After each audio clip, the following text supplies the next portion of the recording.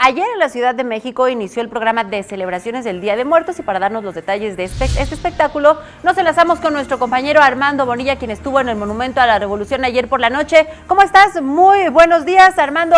¿Cómo te fue? ¿Disfrutaste de la inauguración de las festividades con motivo del Día de Muertos aquí en la Ciudad de México? Danos los detalles. Muy buenos días, Ale, amigos de Capital 21.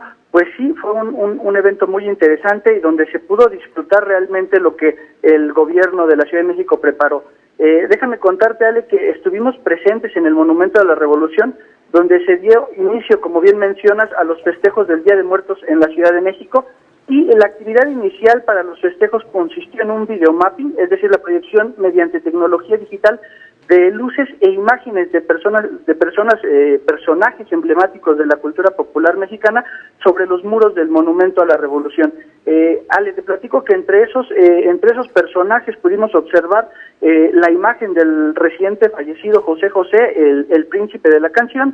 También apareció por ahí entre las proyecciones sobre los muros de este emblemático monumento la imagen de Roberto Gómez Bolaños Chespirito, de Juan Gabriel, el Santo, famoso luchador de la época del cine de oro en México, y también algunas imágenes como de catrinas, esqueletos, de la flor de cempasúchil, y todos estos íconos mexicanos del Día de Muertos.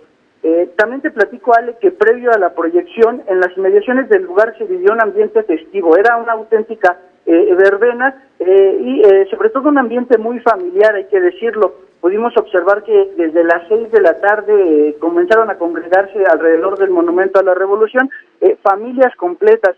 Hubo personas que llegaron con pequeñitos de brazos, hasta las abuelitas acompañaban a estas familias. Por ahí llegaron algunos niños maquillados de catrines, de catrinas, incluso hubo personas que iban completamente disfrazados de estos personajes típicos del Día de Muertos. Alrededor de las 8 de la noche fue cuando comenzó la proyección de este mapping sobre los muros del Monumento a la Revolución.